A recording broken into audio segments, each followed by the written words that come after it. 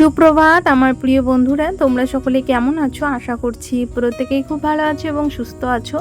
তোমাদের ভালোবাসা আর আশীর্বাদে আমরাও প্রত্যেকে বেশ ভালো আছি। ভিডিওটা শুরু করার আগে আমার যারা বয়োজ্যেষ্ঠ তাদের শ্রীচরণের শত প্রণাম। ছোটদেরকে অনেক স্নেহ এবং ভালোবাসা দিয়ে তোমাদেরকে সাথে নিয়েই কিন্তু আজ সকাল সকাল ভিডিওটা শুরু করেছি। আজ কিন্তু সকাল 6টা থেকে ভিডিওটা শুরু করেছি আর আজকের বারটা কিন্তু শনিবার।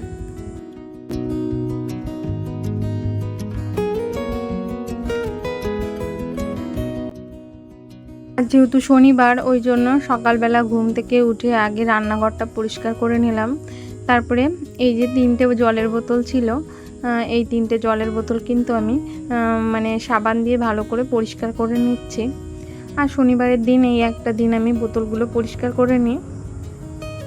এই জলের বোতলগুলো পরিষ্কার আমি মাসে হয়তো বা 2 দিন করি, তার বেশি আর করা হয় না।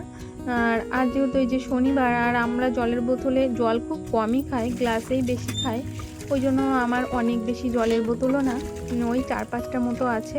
ওই 4-5টা জলের বোতলই ধুয়ে দিলে আমার কিন্তু হয়ে যায়। তার সঙ্গে ওই যে বড় বড় জলের ঢপের জার আছে, ওগুলোও কিন্তু আমি মাসে একবার করে ডিপ ক্লিন করে নিই।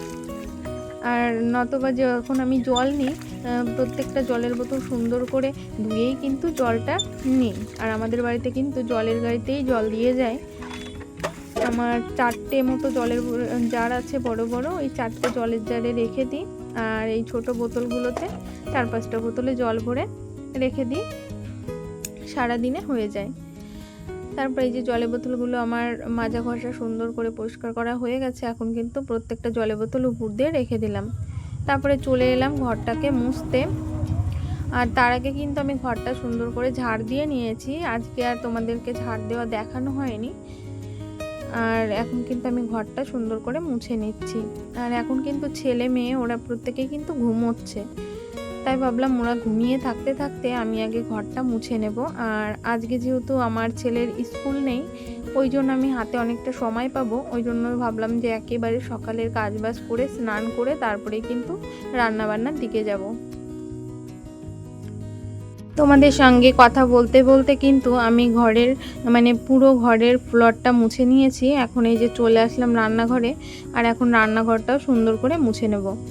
আগে না আমি প্রায় দিনই হাত দিয়ে ঘরটা মুছতাম, কিন্তু এই কদিনে শরীরটা এতই খারাপ লাগছে যে হাত দিয়ে আমি মুছতেই পারছি না। আমার মাজায় প্রচুর সমস্যা হয়েছে, মাজায় প্রচুর ব্যথা হচ্ছে জানো।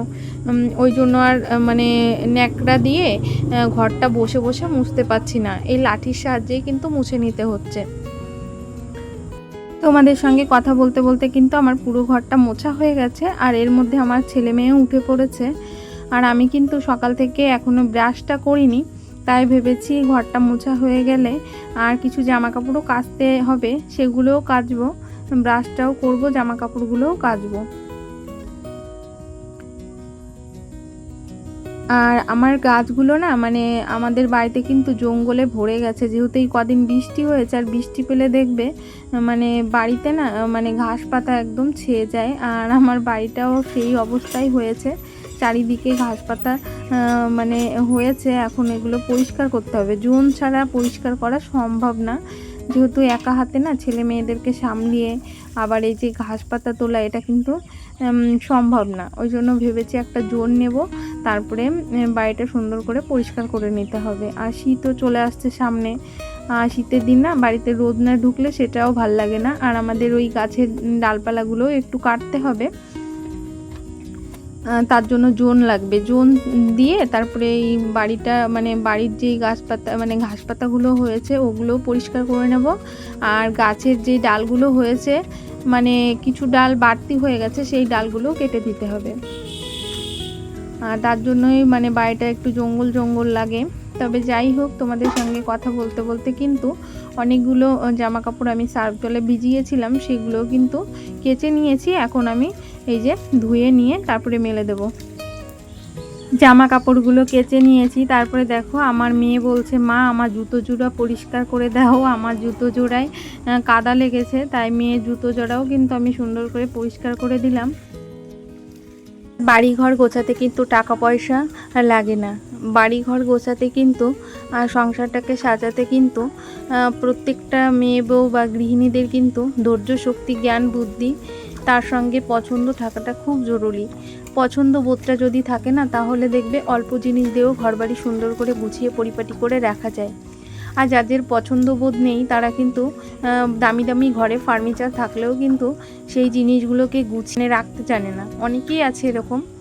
তবে যাদের ধৈর্য আছে, জ্ঞান বুদ্ধি আছে, তারা কিন্তু তাদের জ্ঞান বুদ্ধি দিয়ে, ধৈর্য দিয়ে সংসারটাকে সুন্দর করে গড়ে নিতে পারে। এটা কিন্তু প্রত্যেকটা পুরুষ মানুষ পারে না, এটা কিন্তু মেয়েদেরকেই করতে হয়। আর আমাদের মতো গৃহিণীর কাজই কিন্তু ঘরবাড়িকে সুন্দর করে সাজিয়ে গুছিয়ে রাখা। আমাদের যেরকম আছে সেরকমটা দিয়েই কিন্তু আমাদেরকে সংসারটাকে সাজাতে গোছাতে হবে। তার জন্যই কিন্তু ধৈর্য ধরতে হবে। এই যে আমার এই ছোট্ট সংসারটা দেখছো, এই সংসারটা কিন্তু মানে অল্প দিনের না, দীর্ঘদিনের পরেই কিন্তু এই সংসারটা এরকমভাবে সাজিয়ে গুছিয়ে তুলতে পেরেছি আমি। তবে যাই বলো, অনেক কথা বললাম তোমাদেরকে। কথাগুলো কেমন লাগলো অবশ্যই প্রত্যেকে একটু কমেন্ট করে জানিও। আর ঠাকুর পুজোটা যেহেতু অনেকটা সময় আগেই দিয়েছি, এখন কিন্তু ঠাকুরে আমি নামিয়ে নিচ্ছি, মানে প্রসাদগুলো নামিয়ে নিচ্ছি। আর প্রসাদগুলো নামিয়ে নিয়ে তারপরে আমি চলে যাব রান্না বান্না করতে। আর এই দেখো কথা মতো চলে এলাম রান্নাঘরে। আর এখন এই যে গ্যাস ওভেনটা সুন্দর করে গুছিয়ে নিলাম।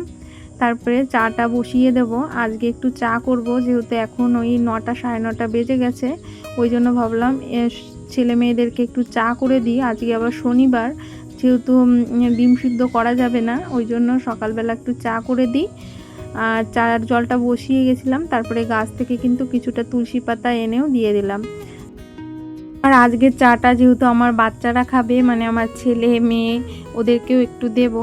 আর তুলসী পাতা প্রত্যেকেরই খাওয়া খুব উপকার, সে বড় বলো ছোট বলো, প্রত্যেকেই খেলে কিন্তু খুব উপকৃত হয়। তবে যাই বলো, চার সঙ্গে বাচ্চাদের দেওয়াটা কতটা ঠিক আমি জানি না, কিন্তু আমাদের বাড়িতে না তুলসী পাতা এমনি রস করে কেউই খেতে পারে না, মানে খেতে চায় না। আর এক দিন আমার ছেলে গাছের থেকে ছিঁড়ে এক দিন খায়, কিন্তু আমার ছেলে মেয়ে না মানে খুব শরীর খারাপ কোনো দিনই সেভাবে হয়নি ঠাকুরের আশীর্বাদে। আর আমি কম থাকতেই ওদের খুব টেক কেয়ার করে রাখি, তো ওই জন্য আমার বাচ্চা কাচ্চার মানে খুব বড় প্রবলেম কোনো দিনই হয়নি ঈশ্বরের আশীর্বাদে। মানে খুব যে কাশি সেরকম একটা, মানে যেটাকে বলে ওই নিউমোনিয়া, ওইগুলো আমার ছেলেমেয়ের কোনো দিনই হয়নি, যেহেতু ওদেরকে আমি অনেকটা টেক কেয়ার করে রাখি ছোটোবেলা থেকেই। তবে যাই বলো, তোমাদের সঙ্গে তুলসী পাতা সম্বন্ধে অনেক কথা বললাম, অনেক বক বক করলাম। আর এর মধ্যে কিন্তু আমি ভাতটা আগেই বসিয়ে দিয়েছিলাম চা খাবার আগে। আর ভাতটা কিন্তু হয়ে গেছে, ভাতের মাড়টা গেলে নিয়েছি। তারপরে এই যে বেগুন কেটে নিয়েছি, বেগুন আর আলু, সেটাই কিন্তু ভাজতে বসিয়ে দিয়েছি। আর আজকে তোমাদের সঙ্গে একটা খুব ইউনিক একটা রেসিপি শেয়ার করব। মানে নিরামিষের দিনে এইভাবে যদি গাটি কচুর তরকারি রান্না করা যায় না, তাহলে কিন্তু নিমেষেই বাচ্চারা এক থালা ভাত খেয়ে নেবে, কোনো বিরক্ত করবে না। তার জন্য আমি আজকে খুব সিম্পলভাবেই গাটি কচু দিয়ে একটা পাতলা ঝোল করব। আর তার আগে দেখো, এই যে বেগুন ভাজিটা আমার হয়ে গেছে, তার সঙ্গে কিছুটা কাঁচা লঙ্কাও ভেজে নিলাম। এখন কিন্তু এই যে গাটি কচু আর আলুটা ভালো করে মানে জল দিয়ে কষিয়ে নিয়েছি।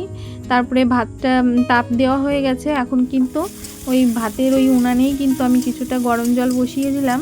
আর এদিকে কিন্তু গাটি কচুগুলো আমি সুন্দর করে ভেজে নিয়েছি। তারপরে এর মধ্যে দিয়ে দিলাম একটা টমেটো। আর এই টমেটোটাই কিন্তু গাটি কচুর তরকারিটা একদম ভিন্ন স্বাদের করে দেবে। এক কথায় দারুণ লাগে এইভাবে গাটি কচু রান্না করলে। তারপরে দেখো, এই যে কিছুটা গরম জল, সেটাও কিন্তু আমি দিয়ে দিলাম।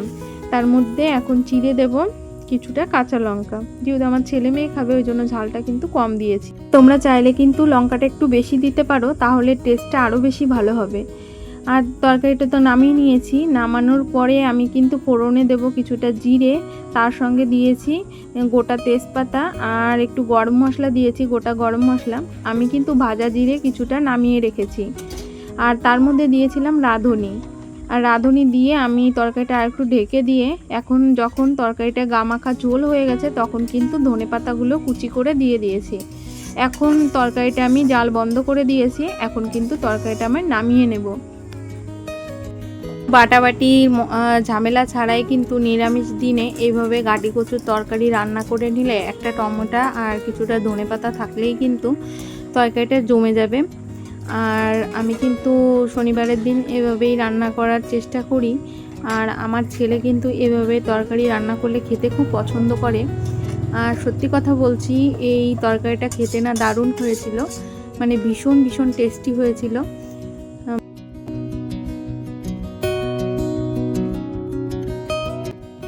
আর তোমরাও কিন্তু এভাবে বাড়িতে করতে পারো নিরামিষ দিনে।